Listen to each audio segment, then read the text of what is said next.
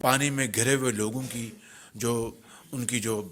حالت زار تھی، چاہے کیمپوں میں محبوس ہمارے جو لاکھوں لوگ وہاں پر موجود تھے شدید گرمی میں، حبس میں، ان کو جس طرح اجاگر کیا اور جس طریقے سے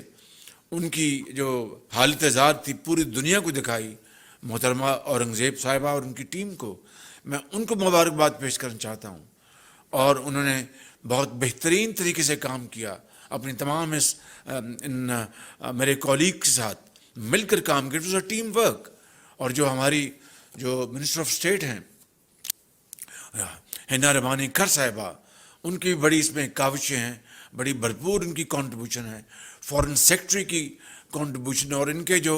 وہاں پر سفارت خانے ہیں، مشنز ہیں، انہوں نے رات دن کام کیا۔ تو میرے اور ہمارے جو دوسرے جو ہمارے اس حکومت کے زعماء ہیں، مولانا اسد صاحب بیٹھے ہیں، جناب طارق بشیر چیمہ صاحب بیٹھے ہیں، کچھ یہاں پر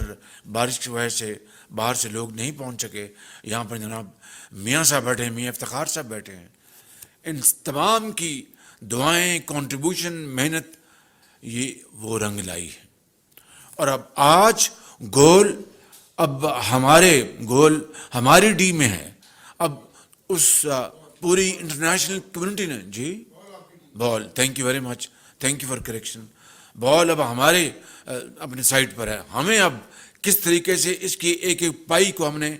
استعمال کرنا ہے، کس طرح شفافیت کے ساتھ۔ اور میں نے اپنی تقریر میں وہاں پر جنیوا میں کہا تھا کہ I believe in transparency, I believe and this is an article of faith with me, یہ لفظ نہیں تھے، دوسرے لفظ تھے کہ ایک ایک پائی جو ہے وہ عوام کی خوشحالی اور ترقی کے لیے ان کی خدمت میں نچھاور کی جائے گی، اور میں نے اس کو باقاعدہ اس پورے نظام کا اس کا حصہ رکھا ہے۔ جو ہمارا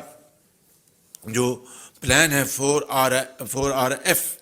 جس میں ریکنسٹرکشن ہے، ریزیلینس ہے، ریہیبلیٹیشن ہے، ریکوری ہے،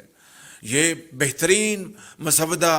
بہترین پیپرز بنائے گئے ان تمام عظیم اذہانوں نے، اور وہ سامنے جو بیٹھے ہیں سیکرٹریز، ان کے سٹاف نے پاکستان کے اندر، چاہے وہ پلاننگ کے